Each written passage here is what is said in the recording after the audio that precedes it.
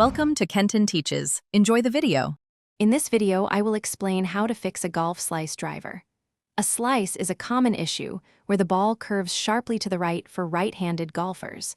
This often stems from an outside-in swing path and an open club face at impact. Understanding these core problems is the first step towards hitting straighter, more powerful drives. We'll break down each element to help you achieve better results on the course. To eliminate the slice, focus on creating an inside-out swing path. This means your club approaches the ball from slightly behind you, moving towards the target. A great thought is to feel your right shoulder dropping down and under during the downswing. You can try a drill by placing a head cover about 6 inches outside the ball. This encourages you to swing more from the inside. An open club face at impact is a major slice contributor.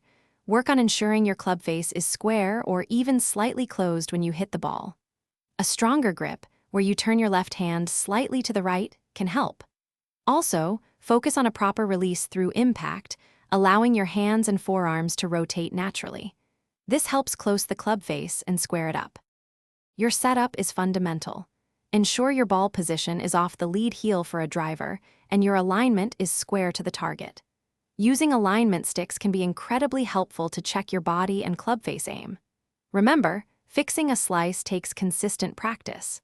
Dedicate time to these drills, focusing on one change at a time, and you'll soon be hitting those drives much straighter.